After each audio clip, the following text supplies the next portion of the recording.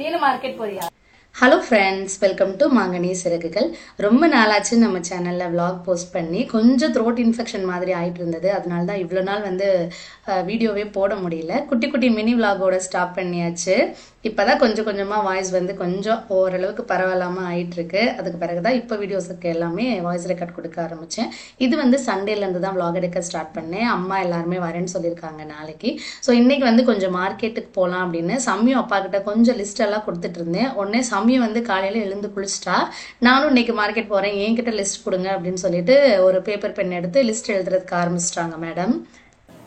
Vegetable list: onion, tomato, garlic, ginger, potato, carrot, beans, curry leaf, coriander leaf, புதினா.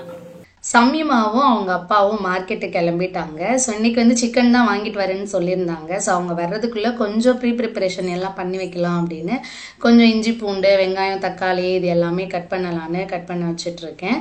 இந்த குட்டி பசங்க குட்டியாக இருக்கும்போது பொறுப்பாக ஏதாவது வேலை பார்த்தாங்கன்னா ரொம்ப ஹாப்பியாகவும் ஆச்சரியமாகவும் இருக்கும். ஏன்னா சண்டேனாலே நார்மலாக நம்ம எல்லாம் நல்லா தூங்கி எந்திரிக்கலாம் அப்படின்னு தான் தோணும். ஆனால் இந்த சின்ன பசங்க இருக்காங்களா, அவங்க சண்டே அன்னைக்கு தான் சீக்கிரமாகவே எழுந்துப்பாங்க.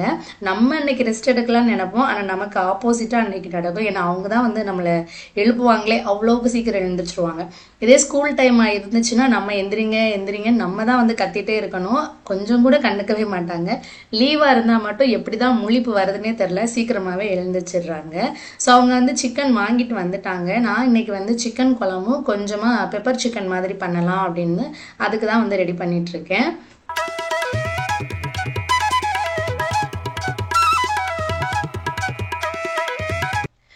சிக்கன் குழம்பு இன்னைக்கு நான் கொஞ்சம் செமி கிரேவி மாதிரி ஆகிற மாதிரி தான் பண்ணிட்டு இருக்கேன். ஸோ அதுக்கு ஃபர்ஸ்ட் எண்ணெய் ஊற்றிட்டு அதில் ஹோல் கரம் மசாலா எல்லாமே போட்டிருக்கேன். கொஞ்சம் சோம்பு போட்டிருக்கேன். அதுக்கப்புறம் காஞ்ச மிளகாய் கொஞ்சம் போட்டிருக்கிறேன். ஸோ அதுக்கப்புறம் வெங்காயம் போட்டுட்டு கருவேப்பிலை போட்டுட்டு அது நல்லா வதங்கட்டும். ஸோ கிரேவி அப்படின்றதுனால கொஞ்சம் தக்காளி அரைச்சிட்டு ஊற்றணும் அப்படின்னா அந்த ஒரு கிரேவி கன்சிஸ்டன்சி வரும் அப்படின்றதுனால கொஞ்சமாக தக்காளி அரைச்சிக்கிட்டேன்.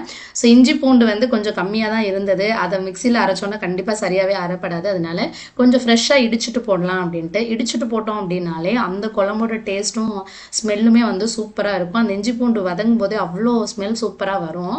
ஸோ ஒரு 2.5 kg அளவுக்கு சிக்கன் வாங்கிட்டு வந்திருந்தாங்க. ஸோ பாதியாக டிவைட் பண்ணிட்டேன். பாதி இந்த சிக்கன் கிரேவிக்கும் பாதி பெப்பர் சிக்கன் பண்ணுறதுக்கும் தான் ரெடி பண்ணிட்டு இருக்கேன்.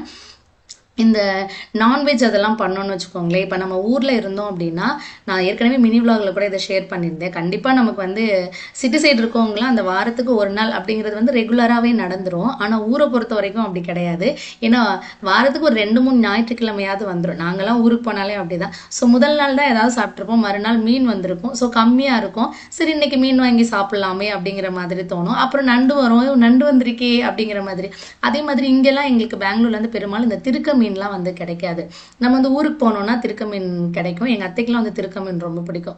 ஸோ இந்த மாதிரி இது இவங்களுக்கு அது ரொம்ப பிடிக்கும்ல, சரி அவங்களுக்கு அது ரொம்ப பிடிக்கும்ல, குட்டீஸுங்களுக்கு ரொம்ப பிடிக்கல அப்படிங்கிற மாதிரியே ஒரு நாள் விட்டாச்சு ஏதாவது ஒரு நான்வெஜ் சாப்பிட்ற மாதிரி வந்துடும்.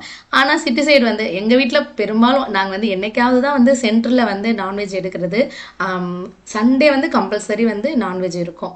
அது போக என்னைக்காவது யாராவது கெஸ்ட் வந்தாலோ இல்லை திடீர்னு என்னைக்காவது சாப்பிடணும்னு தோணாலோ அப்போ மட்டும்தான் இடையில நான்வெஜ் எடுத்துக்குவோம். மற்ற நாள் ஃபுல்லாமே கம்பல்சரி எங்கள் வீட்டில் வெஜிடேரியன் தான். இன்னொரு ரீசன் கூட இருக்குது, என் ஹஸ்பண்டுக்கு வெஜிடேரியன் தான் ரொம்ப பிடிக்கும். நான்வெஜ் முதல் நாள் வச்சு மறுநாள் கொடுத்தோம்னாலே அவர் இன்னும் இதே வச்சுட்டு இருக்கியா அப்படிங்கிற மாதிரி சொல்ல ஆரம்பிச்சிருவாங்க. ஸோ வெஜிடேரியன், அதுவும் ஃப்ரெஷ்ஷாக அந்த வெஜிடபிள்ஸ் பொரிச்சு கொடுக்கறது அது எல்லாமே அவங்களுக்கு ரொம்ப பிடிக்கும். ஸோ அதனாலேயே ரொம்ப நம்ம நான்வெஜ் எடுக்கிறது கிடையாது. இன்னொரு விஷயம், ஊரில் ஒருவேளை நம்மளுக்கு இப்போ மீன் நல்லா கிடைக்கும். நாங்கள் காரைக்குடி பக்கம் தானே, அதனால ராமேஸ்வரத்துலேருந்து தொண்டி அது அந்த சைடு இருந்தெல்லாம் மீன் வித்துட்டு வருவாங்க. அதனால நல்ல மீன் ஃப்ரெஷ்ஷாகவே கிடைக்கும், சீப் அண்ட் பெஸ்ட்டாகவும் கிடைக்கும் அந்த பக்கம். அது போக நம்மளுக்கு இப்போ சிக்கன் வாங்கணும், மீன் வாங்கணும், மட்டன் வாங்கணும் அப்படிங்கிறத தாண்டி திடீர்னு இப்போ நம்ம வீட்டுக்கு யாராவது ஒரு கெஸ்ட் வந்துட்டாலோ, இப்போ நான்லாம் போனேன்னா அம்மா நம்ம மக வந்திருக்கு, எங்கள் பெரியம்மாலாம் என் தங்கச்சி பசங்க வந்திருக்காங்கன்னு சொல்லி டக்குன்னு நாட்டுக்கோழி பிடிச்சி அடிச்சிருவாங்க. ஸோ ஏதாவது ஒரு விஷயம் ஏதாவது ஒன்று நான்வெஜ்ஜில் நடந்துடும். பட் இங்கே அதுக்கான ஆப்ஷன்ஸ் கொஞ்சம் கம்மி தான். பெப்பர் சிக்கனுக்கு வந்து நார்மலாக நம்ம எண்ணெய் ஊற்றிட்டு அதே தான் சோம்பு பட்டை இது எல்லாமே போட்டுட்டு வெங்காயம் தக்காளி எல்லாமே போட்டுட்டு இஞ்சி பூண்டும் இடித்து போட்டுட்டு தக்காளி எல்லாம் போட்டுட்டு சிக்கனும் போட்டு நல்லா வதக்கிட்டேன். கிரேவிக்கு வந்து கொஞ்சம் தேங்காய் துருவலும் கசகசா கொஞ்சம் முந்திரி. ஸோ இந்த மாதிரி மட்டன் குழம்பு சிக்கன் குழம்புக்கெல்லாம் கசகசா கூட சேர்த்து முந்திரியும் போட்டு தேங்காயில் அரைச்சிட்டோம் அப்படின்னா நல்ல ஒரு திக்னஸ் கொடுக்கும்.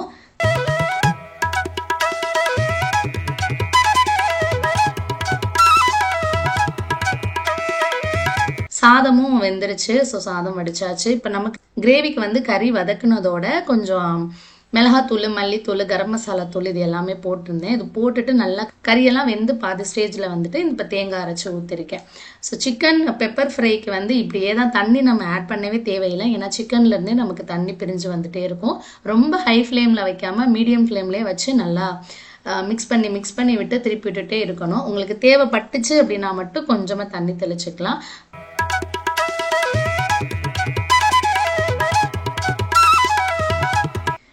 அப்படியே வந்து கொஞ்சமாக ஒரு தண்ணி ரசமாக மைல்டு ரசமாக வைக்கலாம் அப்படின்ட்டு இப்போ ரசத்துக்கும் வந்து ரெடி பண்ணிட்டு இருக்கேன். அதுக்கு வந்து சீரகம் பூண்டு போட்டுட்டு மிளகு போட்டு நல்லா பொடி பண்ணி வச்சுக்கிட்டேன். ஒரு சின்ன எலுமிச்சம்பழ சைஸ் அளவுக்கு புளி எடுத்து அதையுமே நல்லா கரைச்சிக்கிட்டேன். இதிலே வந்து ஒரு 2 தக்காளி வந்து எப்போதுமே புளியிறீங்க அப்படின்னா ஃபர்ஸ்ட் இந்த மாதிரி கட் பண்ணி பார்த்துட்டு புளிங்க. ஏன்னா நிறைய தக்காளியில் இப்போல்லாம் வந்து உள்ள புழு இருக்குது. வெளியில் பார்க்குறதுக்கு நல்லா இருக்குது, ஆனால் உள்ள குட்டி குட்டியாக நிறைய புழு இருக்குது. புளியையும் தக்காளியையும் நல்லா பிசைஞ்சாச்சு. அதுக்கப்புறமா நம்ம அரைச்சி வச்சிருக்க அந்த ரசப்பொடியையும் சேர்த்துட்டு இதிலே வந்து கருவேப்பிலை கொத்தமல்லி உப்பு மஞ்சத்தூள் எல்லாமே போட்டு நல்லா நம்ம கரைச்சிடணும். இது வந்து ஒரு அவசர ரசம், டக்குன்னு நம்ம வச்சிடலாம். இதெல்லாமே நம்ம ரெடி பண்ணி வச்சுக்கிட்டோம் அப்படின்னா ஸ்டவ் ஆன் பண்ணிட்டு பாத்திரம் வச்சுட்டு கடுகு உளுந்த பருப்பு மட்டும் போட்டு பொரிய விட்டுட்டு இந்த தண்ணி எவ்வளோக்கு நம்ம ரசத்துக்கு பிசைஞ்சு வச்சிருக்கோமோ அதை அப்படியே அதில் ஊற்றிட்டு லைட்டாக கொதி வந்ததை இறக்கிட்டோம் அப்படின்னா இம்மிடியேட்டாக ஒரு ரசம் சட்டுன்னு ரெடி ஆயிரும்.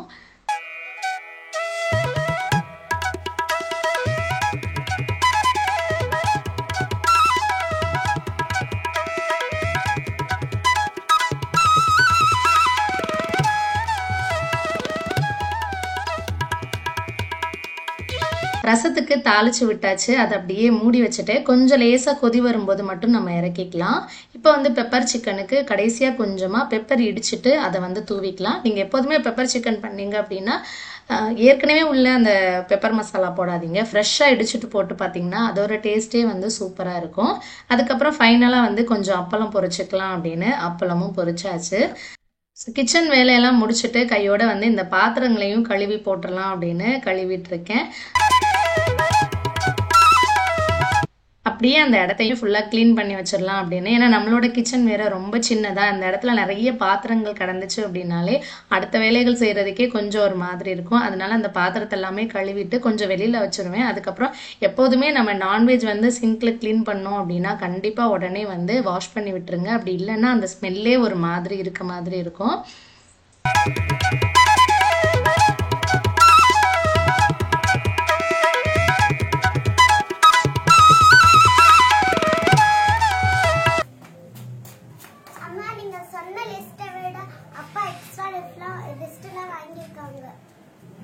எக்ஸ்ட்ரா நான் தான் இன்ட்ரெஸ்ட் எல்லாம் வாங்கிட்டீங்களா? தக்காளி மட்டும் அங்க இல்லையா, அதனால இன்னொரு சைடு அங்கிட்டு போய் வாங்கணும்.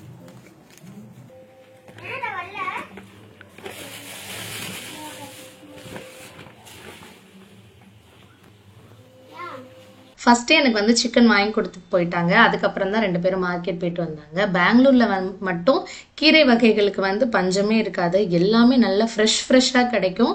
இந்த பக்கம் நார்த் சைடில் இருந்தெல்லாம் கொண்டுட்டு வந்து விற்பாங்க. கொஞ்சம் அந்த வில்லேஜ் சைடு இருந்து நிறைய நம்ம ஊரில் கிடைக்கிறது எல்லாமே விற்பாங்க. புளியம்பூ கூட விற்பாங்க. ஏன்னா இங்கே வந்து புளியம்பூவை வந்து கொத்தமல்லி மாதிரி கூட லாஸ்ட்டாக போடுவாங்கன்னு சொன்னாங்க. புளியம்பூ புளியங்காய் அப்புறம் கீரை வகைகளில் என்னென்ன கீரை வகைகள் நம்ம ஊரில் இருக்குதோ அது எல்லாமே அதுக்கு மேலேயே இங்கே கிடைக்கும் ஃப்ரெஷ்ஷாக. ஸோ இந்த தடவை வந்து கொஞ்சம் வல்லாரெல்லாம் வாங்கிட்டு வந்திருந்தாங்க பசங்களுக்காக. ஒரு தடவை வந்து இங்கே பருப்பு வாங்கி வச்சுருந்தேன். சேலத்துலேருந்து கொண்டுட்டு வந்து வித்துட்டு இருந்தாங்க, படி கணக்கில் வித்துட்டு இருந்தாங்க. ஸோ 2 படி வாங்கி வச்சுருந்தேன். ஒரு படியை மட்டும் எடுத்து யூஸ் பண்ணிட்டேன். இன்னொரு படி உள்ளதை வந்து சம்படத்தில் போட்டு மேலே வச்சுருந்துருப்பேன் போல், அதை கவனிக்கவே இல்லை. நானும் ஊருக்கு போயிட்டு வந்துட்டேன். ஊர்லேருந்து பருப்பு எல்லாமே வாங்கிட்டு வந்துட்டேன். இப்போ காது குத்தில் மிச்சம் இருந்த பருப்பு எல்லாமே எடுத்துகிட்டு வந்துட்டு கொஞ்சம் யூஸ் பண்ண ஆரம்பிச்சிட்டேன். ஸோ இப்போ வந்து க்ளீன் பண்ணலாம் கிச்சனை அப்படின்னு பார்க்கும்போது தான் தெரியுது, அவங்கக்கிட்ட வாங்கின அந்த பருப்பு வந்து அங்கே மேலே இருந்துச்சு. நல்ல வேளை இப்போதான் வந்து வண்டு வைக்கிறதுக்கு ஸ்டார்ட் பண்ணியிருக்கு. சரி, அதை எடுத்து கொஞ்சம் லைட்டாக புடச்சி விட்டுட்டு காய போட்டு வைக்கலாம் அப்படின்னு. இப்போ காய போடுறதுக்கும் சான்ஸே இல்லை, நான் வெயில் அவ்வளோவா இல்லை, தூரல் போட்டுக்கிட்டே இருக்கு விட்டு விட்டு, அதனால அதை கொஞ்சம் வெளியில் வச்சுட்டேன். ஸோ அதுக்கப்புறமா வந்து இப்போ கிச்சன் வந்து க்ளீன் பண்ணணும் மெயினாக. ஏன்னா வந்து இப்போ எங்களுக்கு வந்து ஆடி பூஜை ரெடி ஆகிடுச்சு. ஸோ இந்த டைமில் வந்து நாங்கள் வீடே வந்து க்ளீன் பண்ணிடுவோம் எப்போதுமே. இப்போ வந்து மழையாக இருக்கிறதுனால இங்கே வந்து ஃபுல் டீப் க்ளீனிங் வந்து இப்போ பண்ண முடியாது. ஏன்னா எல்லாமே பாக்ஸ் எல்லாமே இன்னொரு இடத்துல கொட்டி வச்சுட்டு பாக்ஸ் எல்லாம் எடுத்து க்ளீன் பண்ணி மேலே கழுவி காய போட்டு அப்படி தான் நம்ம வந்து டீப் க்ளீனிங் பண்ணுவோம். இப்போ வந்து இங்கே மழையாக இருக்குது, வெயிலே இல்லை அப்படிங்கிறதுனால நான் என்ன பண்ணேன்னா சும்மா ஒரு வாட்டர் ஸ்ப்ரே எடுத்துட்டு அதில் வந்து வாட்டரில் ஸ்ப்ரே பண்ணிவிட்டு ஒரு துணி வச்சு நல்லா தொடச்சி எடுத்துட்டேன். ஏன்னா கொஞ்சம் அந்த எண்ணெய் பிசுப்பெல்லாம் இருக்கும் இல்லையா, அது எல்லாமே போகட்டும் அப்படின்ட்டு.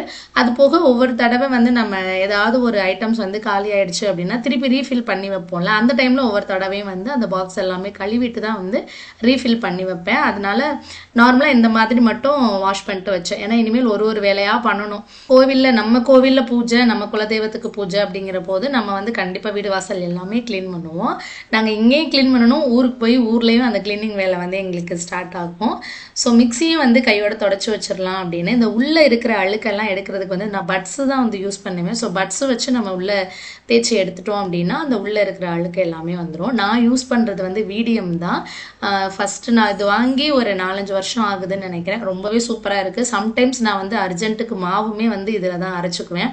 ஏன்னா நான் வச்சுருக்கிறது அம்மா கிரைண்டர் தான், கொஞ்சம் கொடன்னு ஓடிட்டு இருக்கும். எனக்கு சீக்கிரம் வேலை முடியணும் அப்படின்னா ஒரு 1/2 hour கூட ஆகாது. உளுந்தையும் அரிசியும் மிக்சிலே அரைச்சி எடுத்துக்கிட்டுருவேன். ஏன்னா நாங்கள் வாங்கும்போதே இந்த மிக்சி வந்து மாவு அரைக்கிற மாதிரி கேட்டு அதுக்கேற்ற மாதிரியான வால்டேஜில் தான் வந்து நாங்கள் வாங்கினோம். அதனால இந்த மிக்சி எனக்கு ரொம்ப பிடிக்கும், ரொம்ப யூஸ்ஃபுல்லாகவும் இருக்குது, நல்ல பெருசாகவும் இருக்கும் ஜார் வந்து.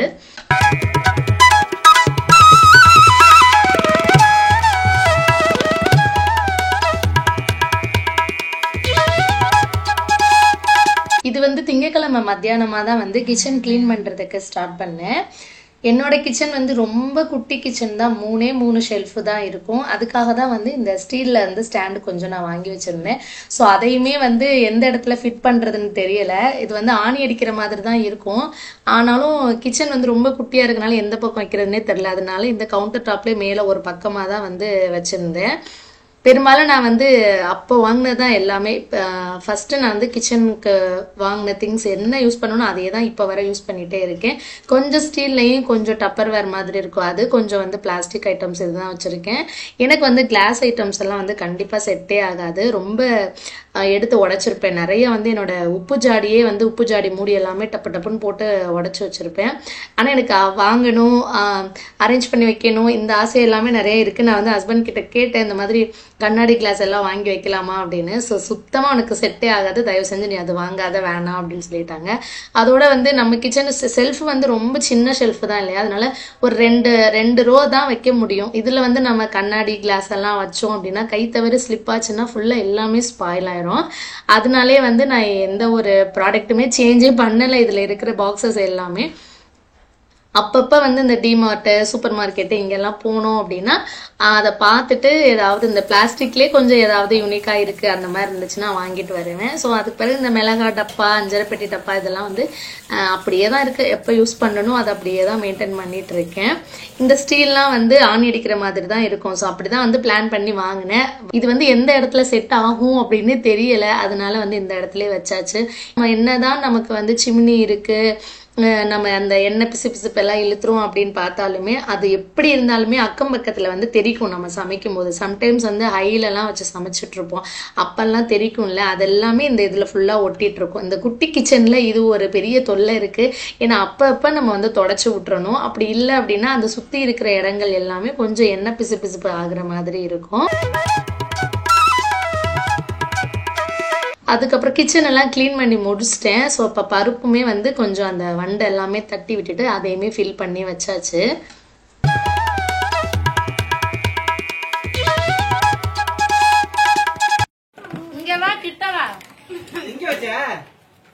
கீழே குனி, கீழே குனி, உட்காரு உட்காரு, தேடி பாரு.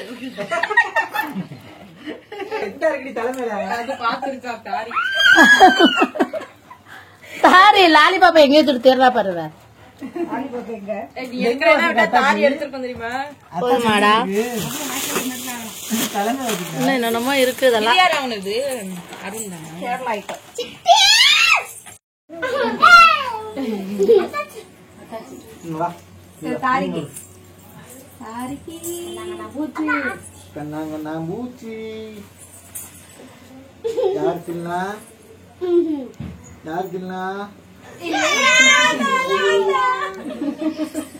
திருப்பி கண்ண மூடு அது மெல்ல வந்து மெல்ல கிள்ளு. கரெக்டா சொல்லிருச்சு. நீ நீ நீ மெல்ல வந்து கிள்ளு.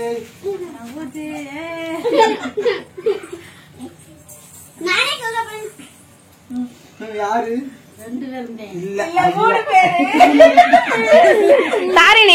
தாரி நீ பொத்து அப்பாக்கு கண்ணா பூச்சி போய் சொல்லு.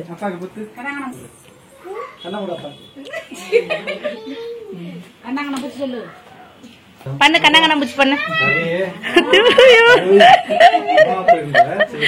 ஐயோ மாமா, ஐயோ இங்க பாரு ஆசம் மலைய.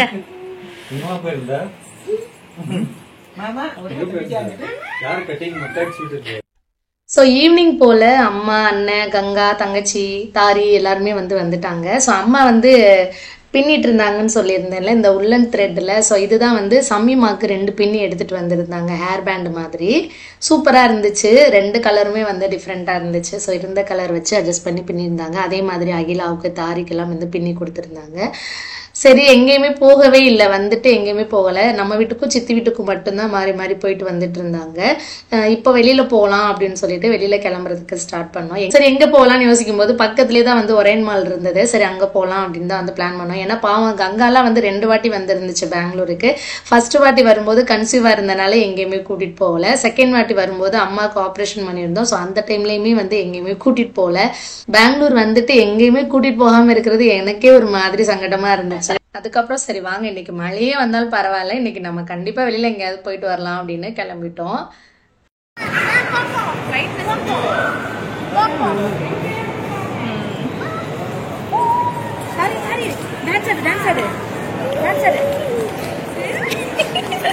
பார்த்தாங்க எக்ஸலேட்டர்.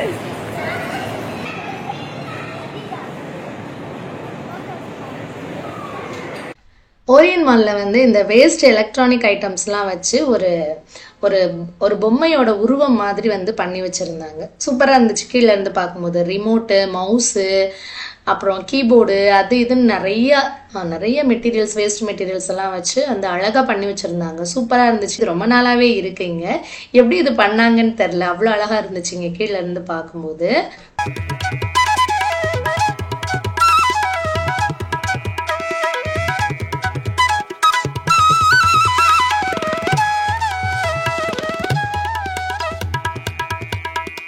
இந்த எக்ஸ்லேட்டர்லாம் ஏறும்போது நமக்கே இன்னுமே கொஞ்சம் பயமாக தான் இருக்குது. ஆனால் இந்த குட்டீஸுங்க இருக்குதுங்களா, அதுங்களுக்கு எந்தவித பயமே இருக்காது போல். அதுவும் தாரிக்காலாம் ஃபஸ்ட்டு டைம் தான் இந்த எக்ஸ்லேட்டரில் ஏறுறதுக்கு ஸ்டார்ட் பண்ணுறேன். இதுக்கு முன்னாடி குழந்தையா தானே இருந்தா, அதனால நம்ம தூக்கிட்டே போவோம். இந்த தடவை தான் கொஞ்சம் ஜாலியாக நடக்கிறதுக்கெல்லாம் ஆரம்பிச்சா. சரின்னு கொஞ்சம் விட்டோன்னா சரி அவளே ஏறி, அதுவும் யாரும் பிடிக்கக்கூடாது, அவளே தான் ஏறி போகணுமா. அதே மாதிரி தான் என் குழந்தை பொண்ணு தனு, அவளுமே அப்படிதான். அவ சமயம் எல்லாம் இப்போவே அவங்களும் தனித்தனியா போறதுக்காக இருக்கிறாங்க. ஒரு இடத்துல நிக்கிறது இல்ல. இந்த 3 வாளும் சேர்ந்துக்கிட்டு எங்களால கண்ட்ரோல் பண்ணவே முடியல. இங்க ஓடுறது அங்க ஓடுறதுன்னு அவ்வளோ இதுவாயிடுச்சு. அதுவும் எக்ஸ்லேட்டர்ல எல்லாம் தன்னாலதான் ஏறி போவாங்களா, யாரையும் பிடிக்கவும் மாட்டாங்களா, இவ்வளோ இது பண்ணிட்டு இருந்தாங்க. இந்த ஆம்பளை பசங்களை கூட நம்ம வெளியில கூட்டிட்டு போனோம் அப்படின்னா கண்ட்ரோல் பண்ணி நிக்க வச்சிடலாம்.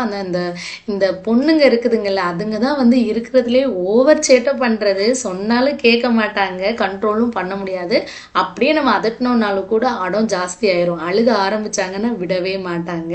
இந்த விஷயத்துல பசங்களை கொஞ்சம் மிரட்டணும் அப்படின்னா பயப்படுவாங்க. இப்ப சம்ருத்தெல்லாம் அப்படிதான். ஒரு இடத்துக்கு போனோம் அப்படின்னா அதட்டணும், நீ இப்படி பண்ணாதன்னா சைலண்டா இருந்துருவான். ஆனா சம்யு அப்படி கிடையாது. அழுக ஆரம்பிச்சிச்சுன்னா ஆணும் உட்கார்ந்துட்டு இருக்கும்.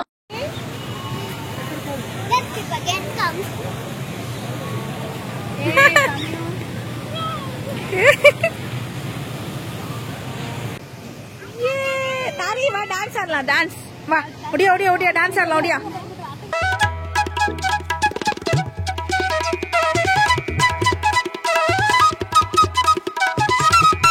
அகிலா வந்து தாரிகாவுக்கு இந்த அபிராமிய சாங்குக்கான ஸ்டெப்பு வந்து சொல்லி கொடுத்துருச்சு. ஸோ மேடம் வந்து இப்போ ஆவுன்னா இந்த கிராஸ் லெக் வச்சுட்டு கையை மேலே தூக்கிட்டு இந்த பக்கம் 3 ஸ்டெப்பு, அதுவும் எல்லாரையும் கூப்பிடுறது, அவங்க அப்பா அம்மா அவங்க அப்பத்தாவை எங்களை, அதுவும் ஸ்டெப் வேற சொல்லிக்கிறாங்க. ரெடி 1 2 3 அப்படின்னு சொல்லிட்டு இந்த காலை வந்து இப்படி கிராஸா வச்சுட்டு ஹேண்டை வந்து மேலே ரைஸ் பண்ணிட்டு 1 2 3ன்னு சொல்லிட்டு ஸ்டெப் போட்டு ஆடிட்டு இருக்கா. நான் எக்ஸ்பெக்ட் பண்ணவே இல்லை இந்த அளவுக்கு வந்து அதை வந்து மெமரியில வச்சிருப்பா அப்படின்னு சொல்லிட்டு. அந்த ஸ்டெப்பை வந்து மறக்கவே இல்லை போற வர. அவளுக்கு வந்து ரொம்ப குஷி ஆயிடுச்சு. இல்லை ரொம்ப ஜாலியா நம்ம விளையாட ஆரம்பிக்கணும் அப்படின்னா இந்த 2 தான். ஒன்று வந்து ஐஸ் பாய் விளையாடுறதுக்கு போய் ஒளிங்கன்னு சொல்லிட்டு கண்ணு பொத்துறதுக்கு ஸ்டார்ட் பண்ணுவா. இன்னொன்று வந்து டான்ஸ். இப்பெல்லாம் வந்து இந்த டான்ஸ் தான். டான்ஸ் ஆடலாம் வாங்க டான்ஸ் ஆடலாம் வாங்கன்னு சொல்லிட்டு கிராஸ் லெக் வச்சுட்டு கையை ரைஸ் பண்ணிட்டு டான்ஸ் பண்ண ஆரம்பிச்சிருவா.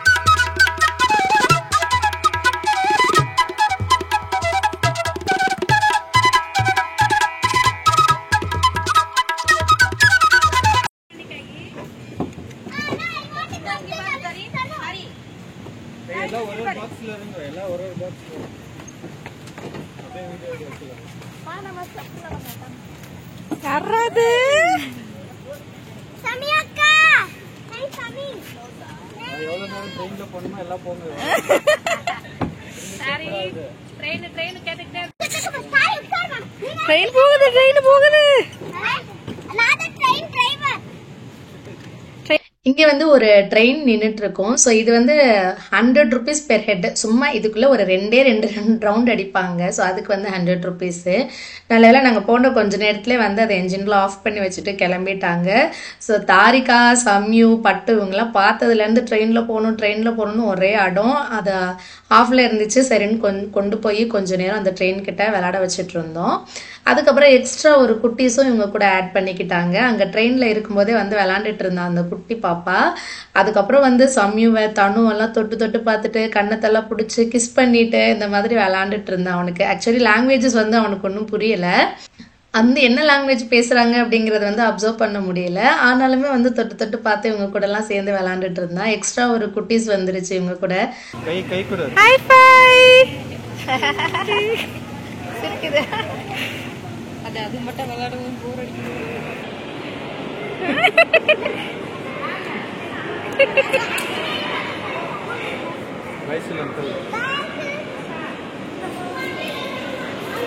சம்யு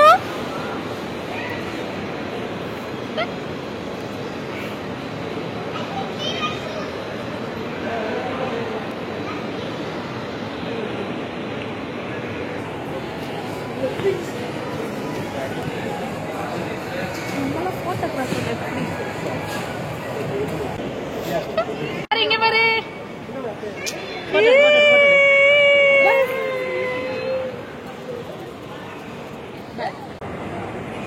அங்க பாரு முன்னாடி.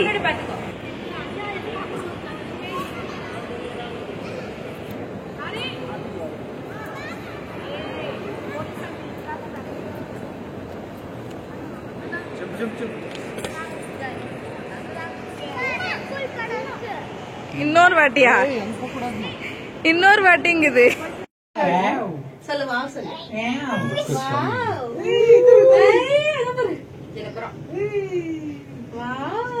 ஏன்னா சிக்கின போயிட்டு இருக்கோம். Jolly super அண்ணாச்சு.